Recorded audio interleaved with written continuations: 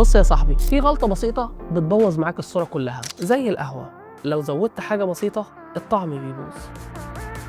في التصوير بقى ده اسمه ايزو، لو ظبطته صح الصورة هتفرق معاك جدا. الايزو ببساطة هو حساسية الكاميرا للضوء، كل ما تزود الايزو الكاميرا تشوف في الضلمة اكتر، بس في المقابل الجودة بتقل وبيظهر نويز. طب نستخدمه امتى؟ لو انت في مكان اضاءته قوية خلي الايزو قليل زي 100 او 200، هتاخد صورة نظيفة. لكن لو انت في مكان ضلمة ومش قادر تزود الاضاءة، هنا بتضطر تعلي الايزو ل 800 و1600 وارقام خيالية عشان الصورة تبان، بس خليك فاهم انك بتضحي بالجودة شوية. طيب فين علاقته بباقي الاعدادات؟ التصوير بيعتمد على 3 حاجات: فتحة العدسة وسرعة الشطر والايزو، دول اسمهم مثلث الإضاءة. لو قللت الايزو عشان عايز صورة انضف لازم تعوض ده بحاجة تانية، يا تزود فتحة العدسة يا تبطئ الشطر يا تزود إضاءة المكان. ولو عملت العكس وعليت الايزو تقدر تحافظ على سرعة الشطر او فتحة العدسة زي ما هي بس على حساب النويز. الخلاصة خلي الايزو اقل رقم ممكن وارفعه بس لما تضطر عشان دايما الصورة النظيفة تكسب. ده شوت قهوة بعدسة الدرش، تابعني واستنى الشوت الجاي.